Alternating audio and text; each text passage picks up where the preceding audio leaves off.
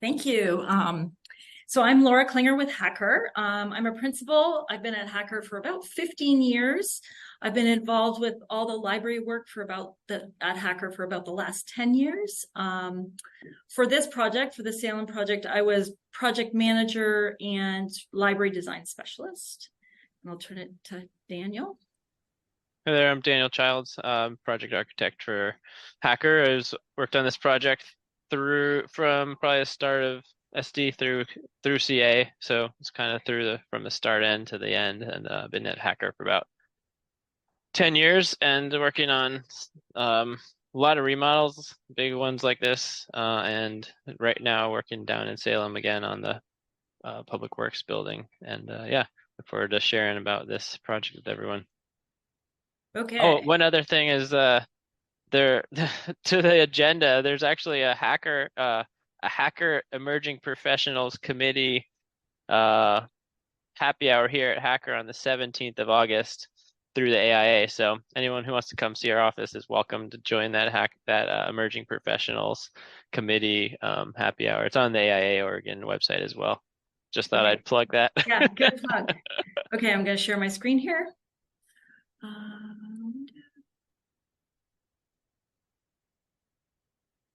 Okay, well, thank you all for taking this hour out of your lovely summer evening. We're really excited to show you this pretty special project that we completed about a couple of years ago. It started in 2018. You already saw these are AIA learning objectives. I won't go through them. So our roadmap for tonight, we're going to start by talking a little bit about the building's history, and then dive into the project's scope of work and target value design build, and then highlight the kind of elements of the design, which include clarity of access, the building organization, the main entry, and Daniel is going to talk a little bit more about the details of the seismic accessibility and energy upgrades. Okay, so building history. So the Salem Public Library, built in 1972, fits into this Brutalist era of buildings that we all know. These buildings were all built in a time when there was kind of an inward-looking, kind of fortress-like, bunker-like. It was also a time when energy was very cheap, so they're not very energy efficient. And we're hitting about the 50-year mark for a lot of these buildings that were built in the 70s. So a lot are coming up for renewal and renovation, and Hacker's done quite a few of them and sort of has a methodology around it and really takes on the challenge of bringing new life, making them more energy efficient, making them more open and transparent and better places to be. So when this project came out, we were excited because it was both that as well as a library. So really trying to transform them and make them ready for the next 50 years. So a little on the history. So this was the original library built in 1972. It was built at the same time as the Central Plaza and their City Hall, which is right across the plaza.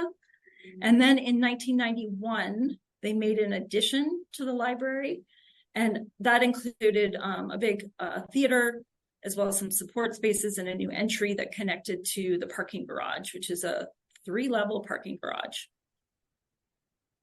So when we were awarded the project, the was bond approved money, and the scope of work was very utilitarian. I mean, we called it the seismic and structural upgrade project. That was the majority of the work, along with accessibility, building enclosure, so new roof and windows, MEP systems upgrades. It did include replacing all the shelving and new carpet and paint, but not much in here around design and not much money allocated to kind of refreshing the library and making it more operationally efficient for the library and a better place to be for the users. So that was our real challenge with the budget, was to squeeze out as much as we could to make the library a more welcoming and nicer place to be, and more efficient. Excuse me. So it was a design build project. Our partner was Howard S. Wright. It was my first pure design build project. And I was a little leery going into it, but it was a very, very positive experience. They were great partners throughout from start to finish. And actually, Daniel's now working on another design build project in Salem with Howard S. Wright.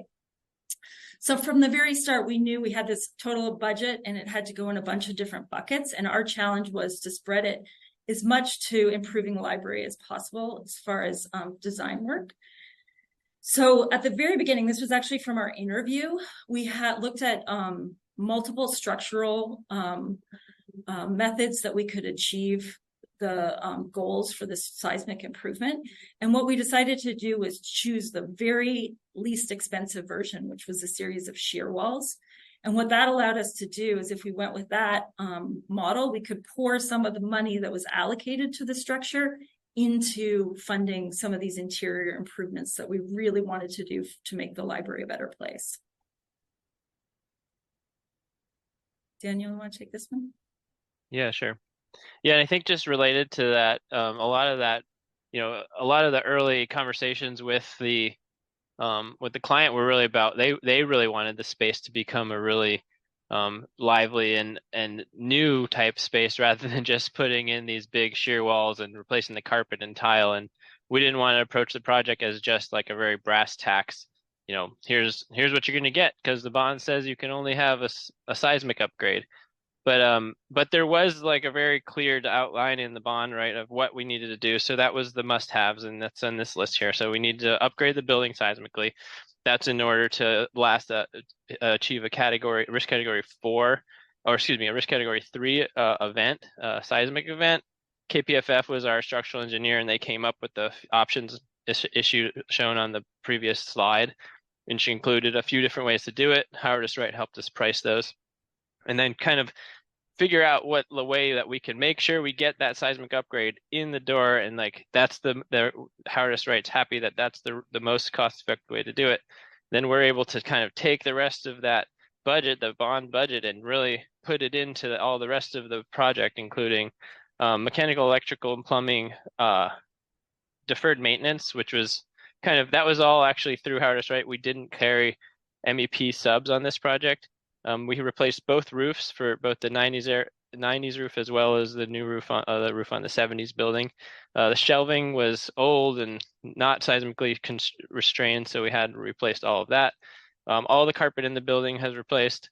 All of the windows had to be replaced because of the fact is that the amount of shear movement in the building was such that we couldn't make the moment frame stiff enough to keep it from shattering. So even though the windows from an energy standpoint or code wise wouldn't have had to be replaced, because the pockets of the frames were actually so tight, if that we couldn't get the movement of the building to be such that it wouldn't shatter all the windows if the building was put through a seismic event. So getting to that risk category 2, 3, we had to actually make sure that the building was going to be functional after a major seismic event to where people could leave, and then if you got it wouldn't be able to be occupiable until it was reviewed by as an engineer or architect. So then and then the nice to haves as we kind of continued down,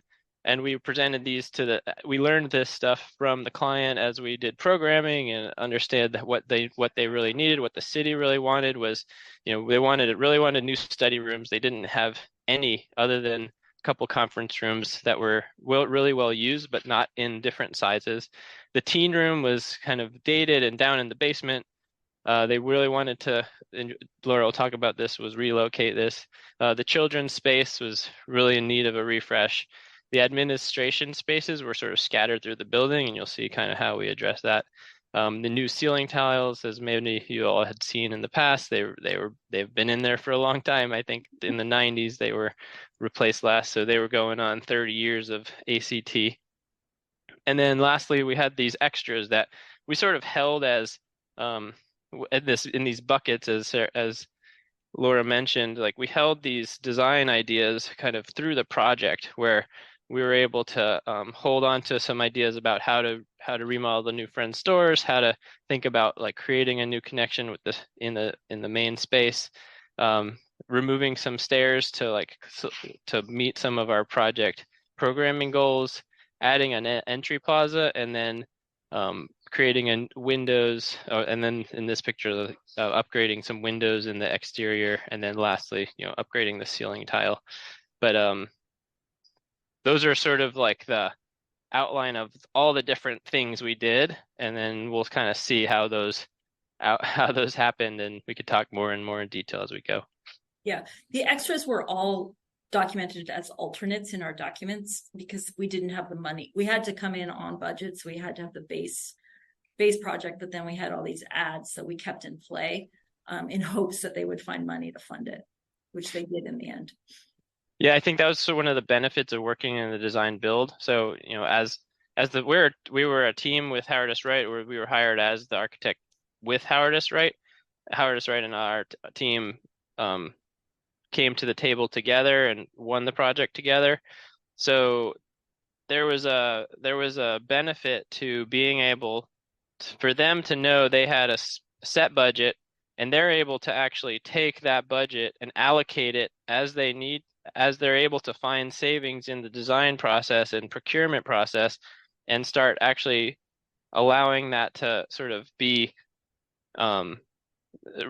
realize savings in the different sections of the building, and then allocate as we get further along in the design and the estimation, that they can say, oh, actually now we've figured out a way to do this for this cost, so let's see if we can put the, you know, upgrade the ceiling tile now that we've, you know, reduced the cost, or we've confirmed the cost on the mechanical upgrades, things like that. And that happened kind of throughout the project. To the point that we got everything on this list. We also had the library foundation step up at the very end, like beginning of construction, right, and fund some of the extras. Super generous. Yeah. So that was really helpful. But had we not designed it and shown them it, then it would never be in play. Okay, so one of the first design moves that we thought about was clarifying the access to the building, because the history of it was pretty interesting. The original building, you entered off of the plaza. So you either came in at the ground floor, or you came in at the north or the south along this porch space. So you can see it in this historic photo of the opening day. So you could either come in here and come up a stair to the main entry, which is in this bay, or you'd come along this outdoor porch, which was filled in the 90s. So at that point, you'd come in the front door, and there was this big, generous stair that was right at the entryway. And then this is a big double height space here. So the whole library was kind of present. But then what happened in the 90s was they built this big parking garage. And so now about probably 90% or more people park their car and come in this other new entry. I should just say we never had an opening ceremony for our building that looked like that. No, we didn't. Unfortunately. So now we're coming in from the parking garage through this sort of new tunnel-like structure that they put in on the 90s. And you'd enter here, and you really couldn't see the main stair. It was sort of tucked away, hidden around this corner. There was a little stair here, but it was kind of hidden behind shelving, etc. So it was very confusing, and they got a lot of questions at the front desk. Where do you go? So we really wanted to use that as a design driver for the project and help it clarify it. So we eliminated the stair from floors 2 to 3 here.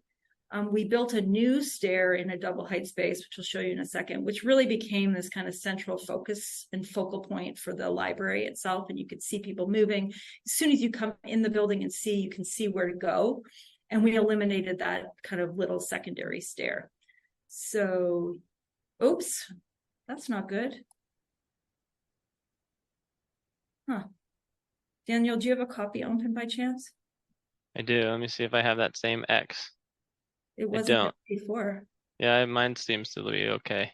Okay, I'm going to stop sharing if you could share. Yeah. Sorry about that.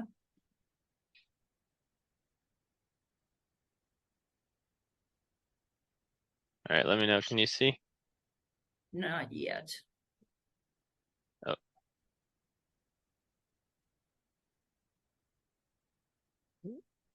Can you see now? Yep, can see it. All right, cool. Let's go to presentation mode here. You go to window. Oh, it's on the wrong screen. Sorry, guys. It's only presenting it on this screen. I'm going to stop here. Share screen.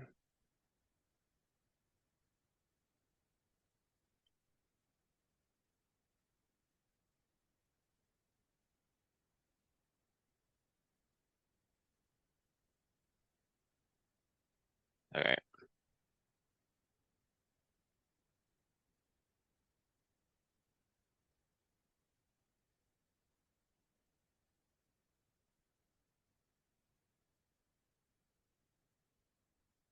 All right.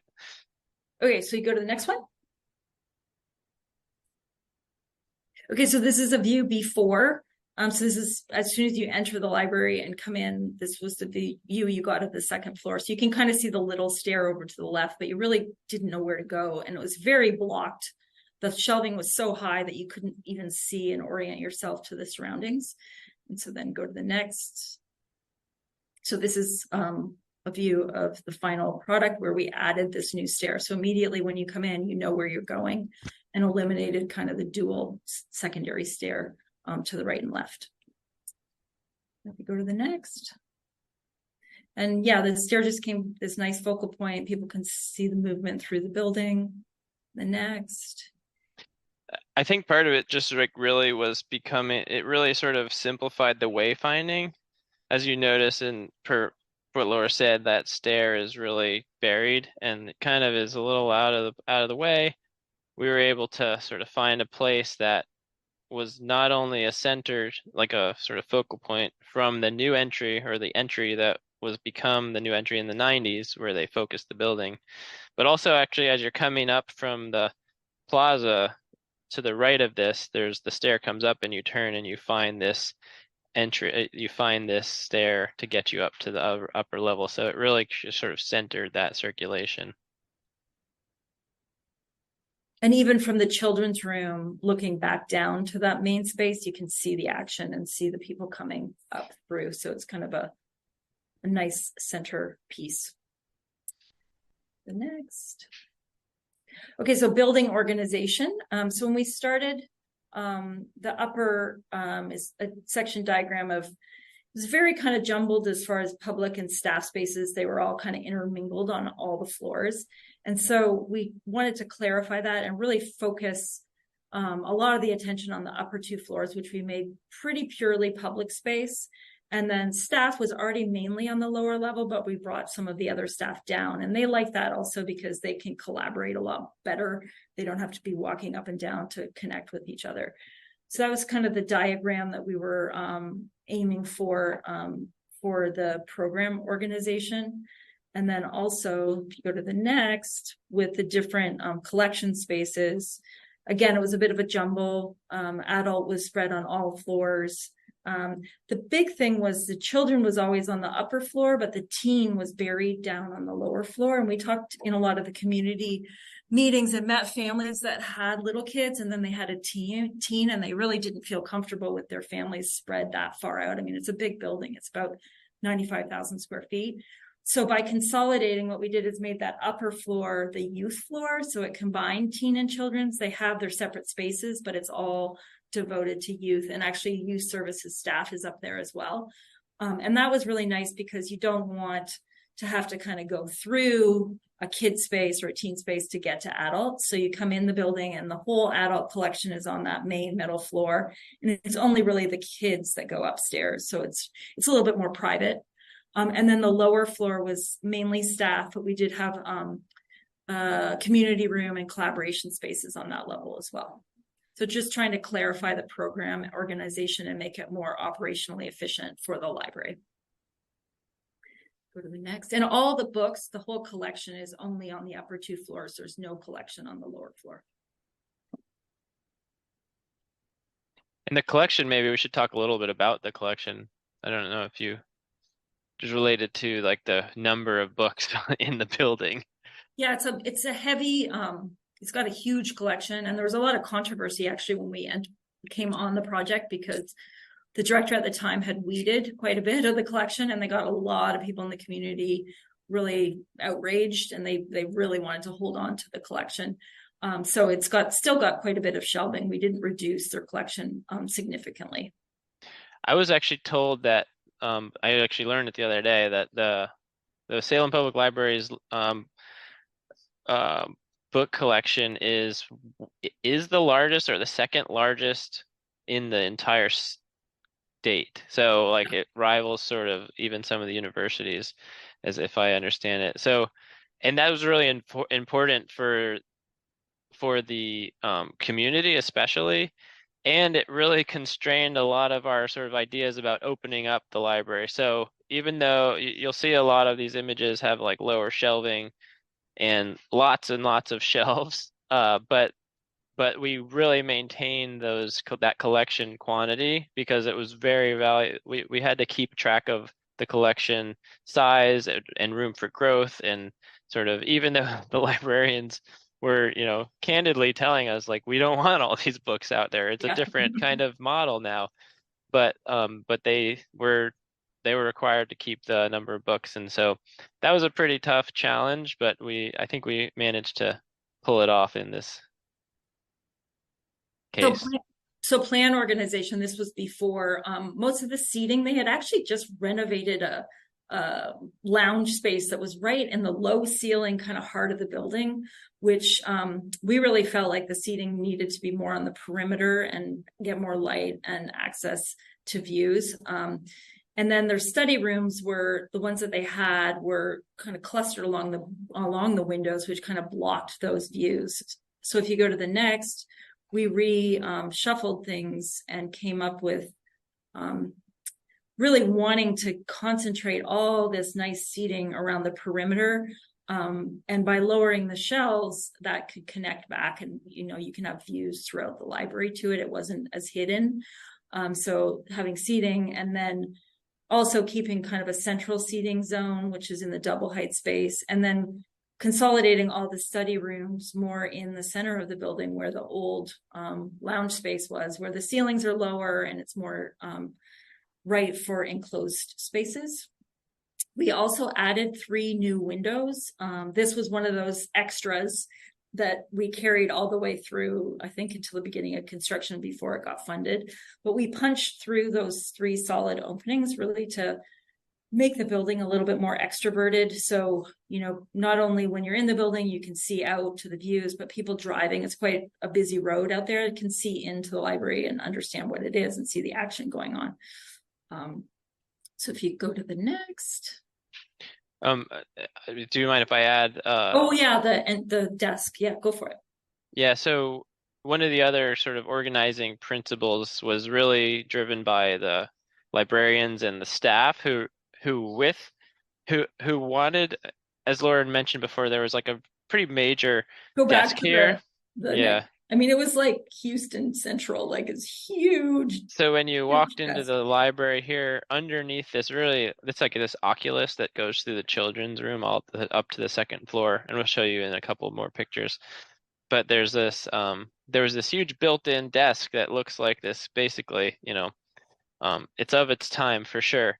And it's just this fortress as you come in, and then you meet the people here, and it's kind of a blockage, and they were buried back here, but they had no visibility out to anything that was going on in the library. And one of their primary goals was to really get out into the library. And the way that this service model, the way the Salem librarians see themselves, is they're really there as sort of there to be there for the patrons, as they call them. So they wanted to be in the stacks and in the common areas and moving through, and not have this like very rigid space that they stayed in. And so these are actually furniture pieces. The main points of contact, or the point of what do they call it? There's a Point the of point of service. service, right? Yeah, point of service were these desks that they could actually be moved if they need to be, but these are in a number of places around the building, but they have views through the different places. So as you can see here, this guy is adjacent.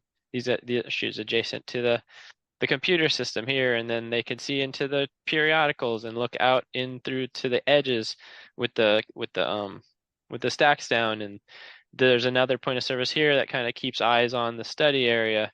And then so they have a much better kind of understanding of what's going on in the library, while still kind of being there and present in the space for the users.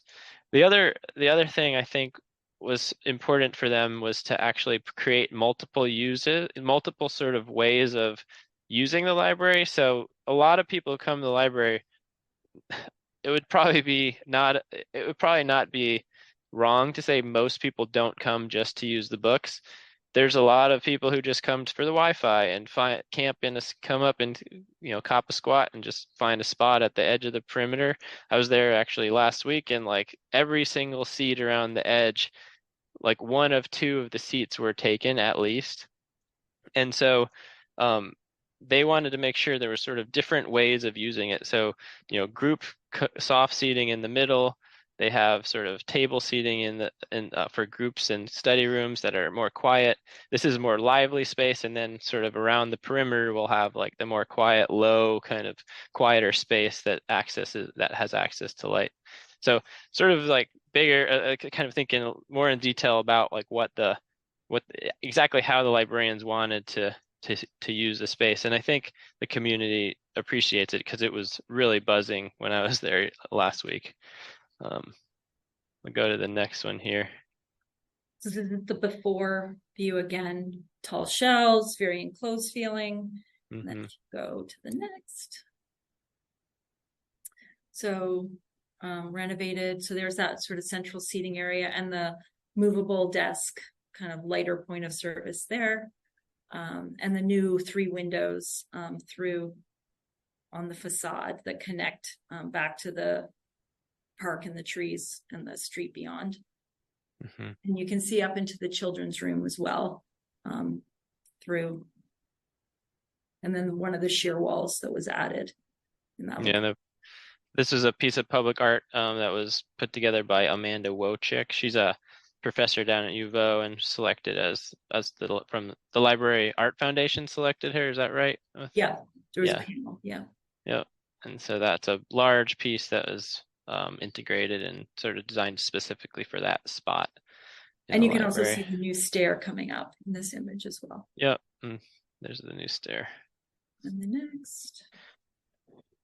Again, before looking out towards the street and the old stair.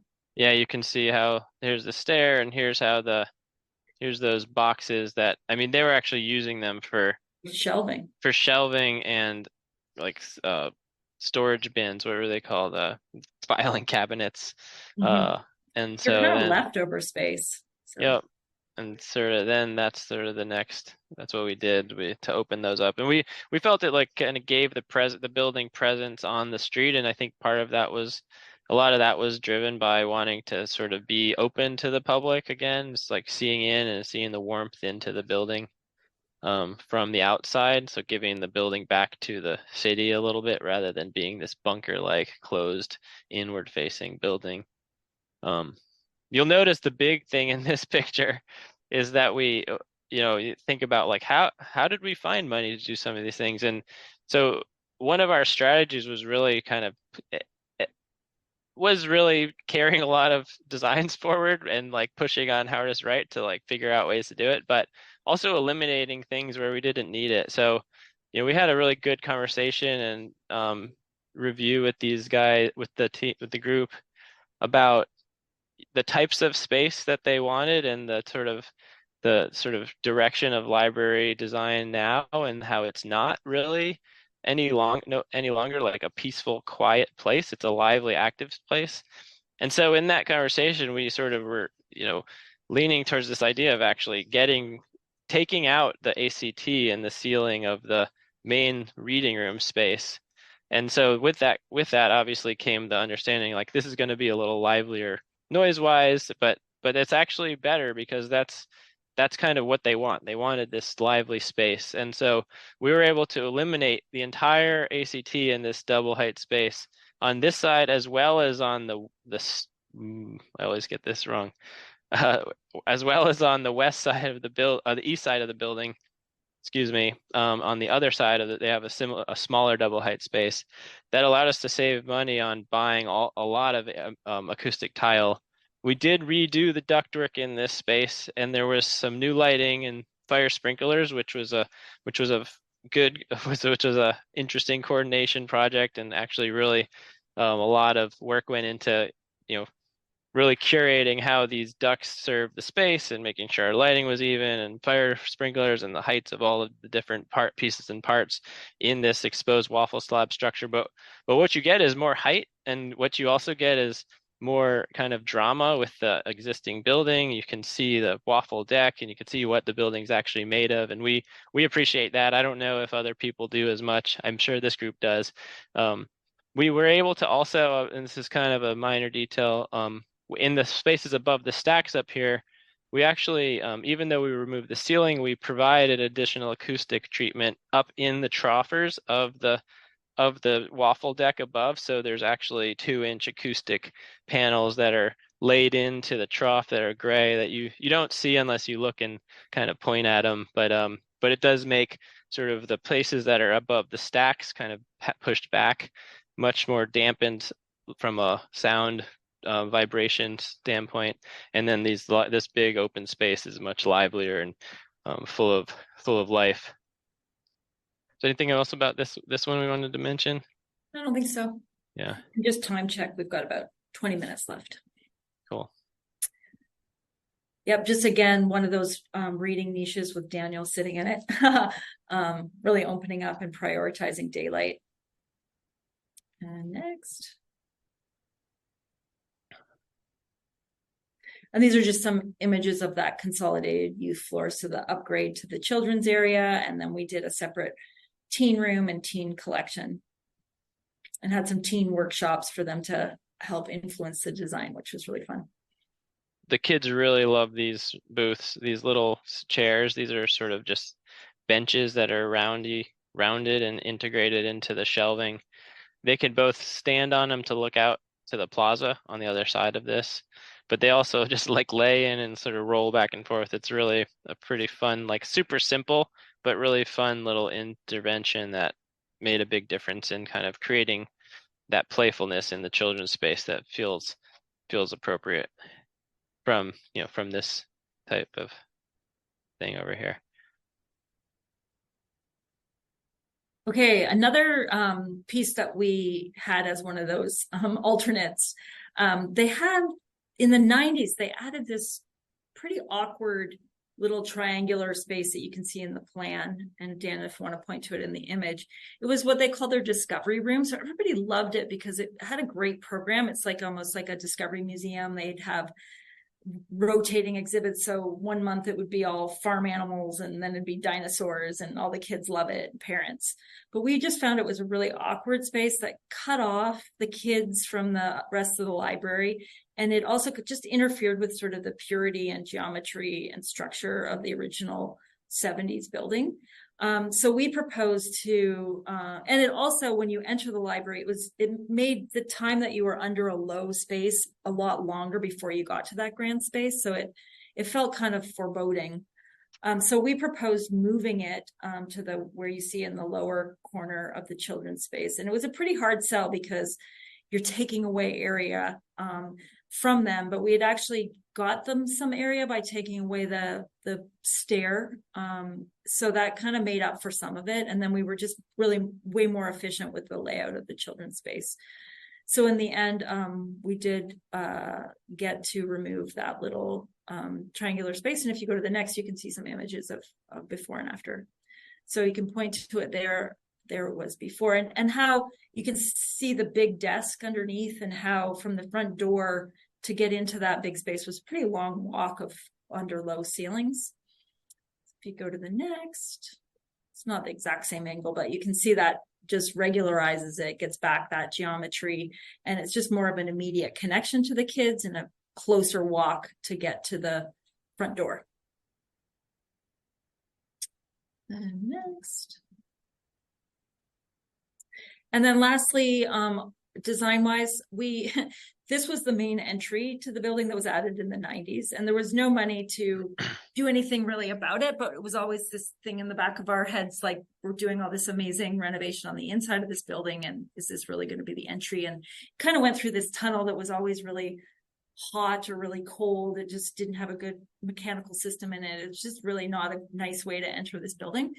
So we on the side did some design work to as to what we could do to get rid of it and renovated it and proposed it to the Library Foundation, and they ended up funding it. And so you can go to the next and see the new plaza that we created. So much more welcoming, less tunnel-like. And Ground Workshop did the landscape architecture. And can you tell the story about the tree? It was like part of the dedication, right, Daniel? In the plaza, it's an oak tree. So this is a cypress that was kind of deemed to be, the old one deemed to be pretty unhealthy actually, and it's in like a bunker above. Um, the building actually, there's a wayfinding story around the way that the signage was developed with the felt hat studio. There's an idea about the building sort of as an oak tree, and the oak tree is actually City of Salem's tree, sort of the tree of the city, the official tree of the city. It's the Oregon white oak, and this is an Oregon white oak. It's a very small one, but it has a lot of work to get this thing enough earth underneath it to actually grow into a mature tree. So there's there's a lot of earthwork underneath it. But the idea was that this tree was actually um, sort of representational of the library, as though like the branches are in the seal up at the top, the trunk is sort of in the middle, and the basement is the roots, and it sort of represents that sort of partition of the building, as well as kind of the new life of the building and the kind of future for the city moving forward. They were really interested into that idea of it sort of as this sort of symbol as well. It's kind of eventually it'll provide some nice shade up here. You see we have some trailing vines on this wall in the back, and a bench seat. So really what we felt was missing in this, when we first kind of approached it, was how it doesn't get, because this is the main entry to the building for most people, because of the parking garage is how most people get to this library. We didn't feel it kind of gave the city the sort of civic sort of the civic ascendancy, or the civic qualities that you'd want in a public library. And so we felt like this was a way of giving the public space, more public space back to the city, as a way of kind of being, because it also serves as the sort of pre-lobby, pre-function lobby to the Laux Auditorium Center, which is just to the right here. It's not in this picture, but that's also sort of served here. So this is Laux, and this didn't change, but this sort of plaza really kind of serves as a dual purpose entry place for both buildings. And we think it turned out well. It's really active. People are in and out all day long. Yeah, that's the sort of story of that entry. I'm gonna go back I'm gonna try to talk about the sort of the actual, like, what we did to seismically upgrade this building, because it was really a fascinating process, and sort of the most intensive and big the most intensive structural work I've been a part of. Like I said, our KPFF consulting engineers did the design work, and they were part of our team.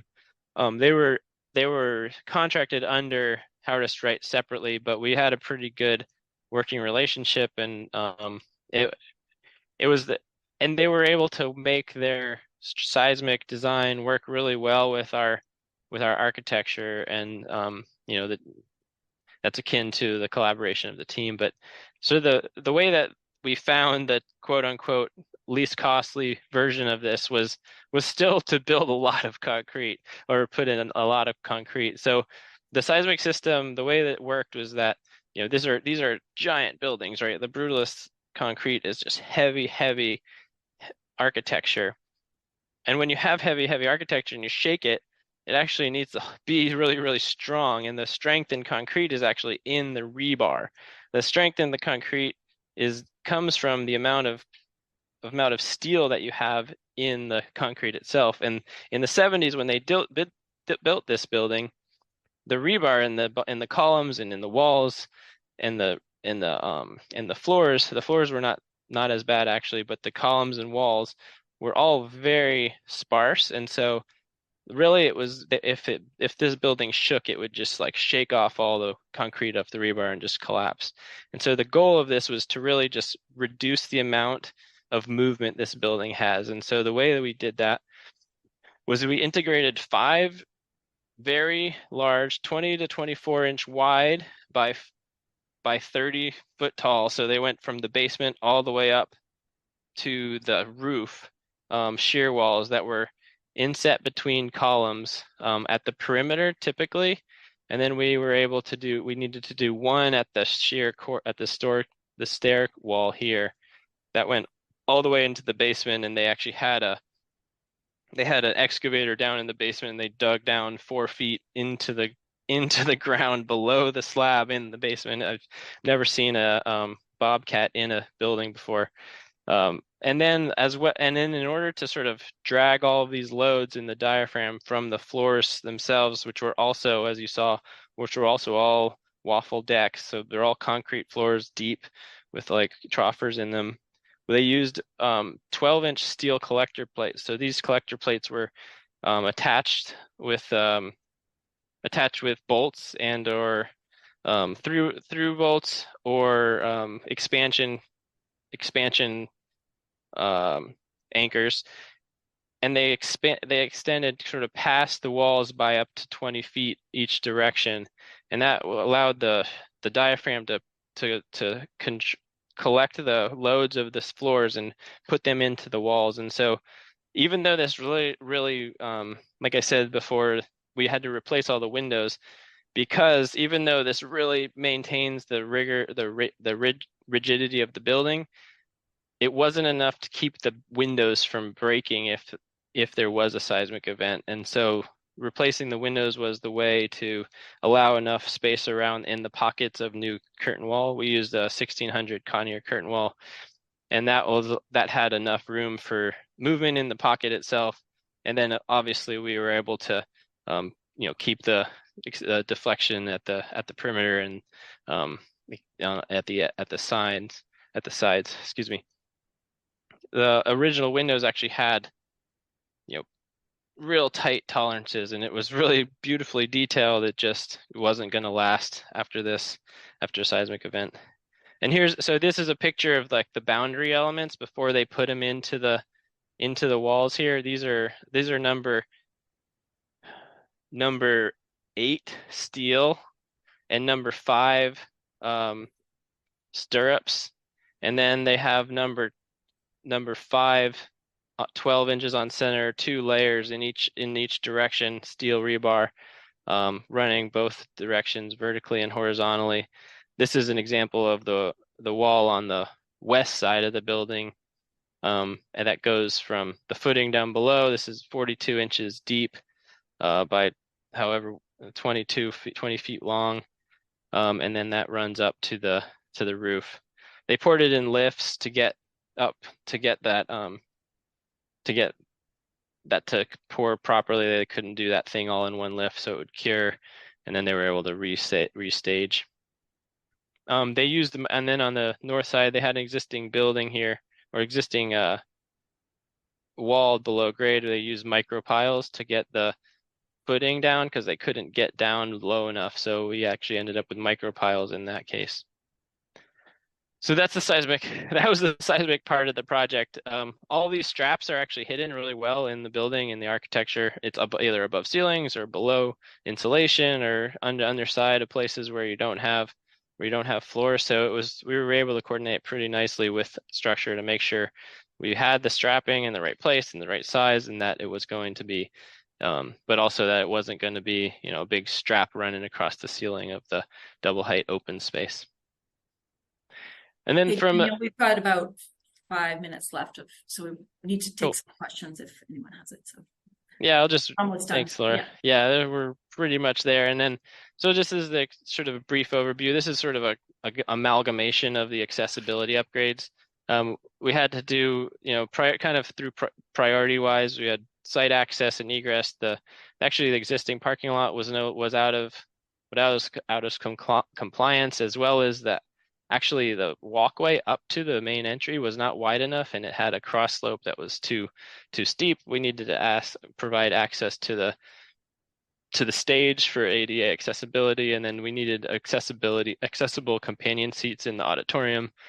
All of the guardrails actually in the 70s building as well as the 90s building, well, all the guardrails and handrails, guardrails in the 70s building, handrails in the 90s building did not meet code, so we actually needed to increase the height of these. They were only 36 inches tall, so they were liability from that standpoint. Kids falling over obviously is not a good idea near the children's room, and then that was the case at this stair as well, although this stair went away ultimately.